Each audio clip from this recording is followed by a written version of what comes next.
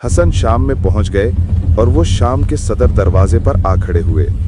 उसने कहा, जल्दी करो, मेरे दरबार को भर दो लोगों से। हसन के पहुंचने से पहले ही मेरा दरबार भर दिया जाए। मैं अभी से तकारीर पढ़ने लगा हूं, हर तरह की बातें पढ़ने लगा हूं। उसने कहा, जब तक हसन शाम के सदर दरवाजे से दरबार तक ना पहुंच जाएं, दरबार खचाखच भर दो मेरे खुशामद ख्वाहों से।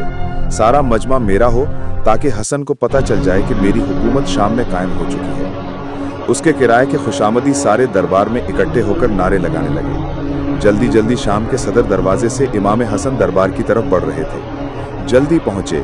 जामिया मस्जिद में लोगों का रश था। इमाम हसन के आने से पहले उसने अपने किराए के खतीब को खड़ा किया। खतीब को खड़ा करके कहा, तू जा खानदान उमैया के फजाइल पढ़ना शुरू कर दे। किराए का खतीब उठा और खानदान बनी उमैया के फजाइल पढ़ने लगा। जब इमाम हसन का पहला कदम दरबार में दाखिल हुआ तो वो ये तासुर देना चाहता था कि हमें तो पता ही नहीं था कि आप आ रहे हैं। आपके आने से पहले ही लोग खानदान उमैया के फजाइल सुन रहे थे और हमारा खतीब उनके फजाइल पढ़ रहा था। खतीब ऊंचाई पर खड़ा था और फजाइल पढ़ रहा था। इमाम हसन दरबार में आकर खड़े हुए। लोगों ने तेजी से हसन की तरफ देखा, मगर किसी ने तवज्जो ना दी, किसी ने कुर्सी ना दी, किसी ने रास्ता ना छोड़ा। सारी महफिल बनी उमैया के फजाइल की दाद दे रही थी। वाह वाह मरहबा की सदाएं गूंज रही थीं। जब वो किराए का खतीब बैठ गया तो इमाम हसन उस मकाम पर आए जहां हाकिम शाम बैठा था।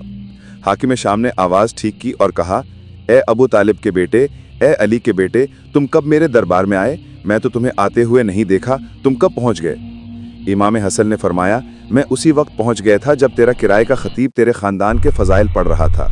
ये कहकर इमाम मुस्कुराए और फरमाया, तुमने मेरे खानदान के फजाइल सुन लिए?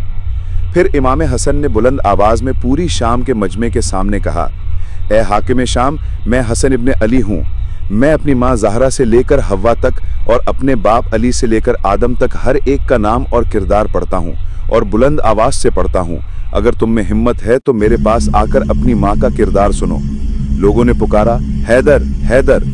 इमाम ने फरमाया, ए मेरे मालो मन्नत पर फख्र करने वालों, ए मेरे खानदान पर फख्र करने वालों, आओ मेरे करीब में आकर सुनो। दरबार में खामोशी छा गई, सन्नाटा तारी हो गया। इमाम हसन ने मजमे की तरफ देखा और पहला जुमला इतना सख्त था कि लोग कहने लगे कि ये कौन है जिसने शाम के हाकिम को इतना बड़ा जुमला कह दिया। हाकिम कांप रहा था और उसके चेहरे पर मौत की जर्दी थी। इमाम हसन ने फरमाया, जो मुझे जानता है वो जान ले, जो नहीं जानता वो सुन ले। अना हसन इब्ने अली, मैं हसन अली का बेटा हूँ, मैं अबू तालिब का बेटा हूँ, मैं इब्राहिम की नस्ल हूँ, मैं इस्माइल की नस्ल हूँ, मैं तैयबा का समर हूँ, मैं सफ़ा का बेटा हूँ, मैं मरवा का बेटा हूँ। इतना कहते कहते इमाम हसन के लबों से जुमला निकला कि अगर मैं चाहूँ तो शाम को बदल दूँ, अगर मैं चाहूँ तो इराक को शाम कर दूँ, अगर मैं चाहूँ तो दिन को रात और रात को दिन कर दूँ। पीछे से एक आदमी मजमे में से तेज आया और बोला, तू ये क्यों कह रहा है जो तू कर ही नहीं सकता? इमाम हसन ने सख्त लहजे में पीछे मुड़कर देखा और फरमाया, शर्म नहीं आती? औरत बनकर मर्दों में खड़ी हो। फौरन उसका जिस्म और सूरत बदल गई, हालत तब्दील हो गई। पूरी महफिल खामोशी में डूब गई। लोग हैरत से देखते रह गए। इमाम हसन की आवाज जामिया मस्जिद शाम में गूंज उठी, सुनो तुम लोग जो तख्तो ताज पर फख्र करते हो। मोहम्मद मेरा ज़मीर है, अली मेरा अमीर है, हुसैन मेरा वज़ीर है, जिब्राइल मेरा फ़कीर है।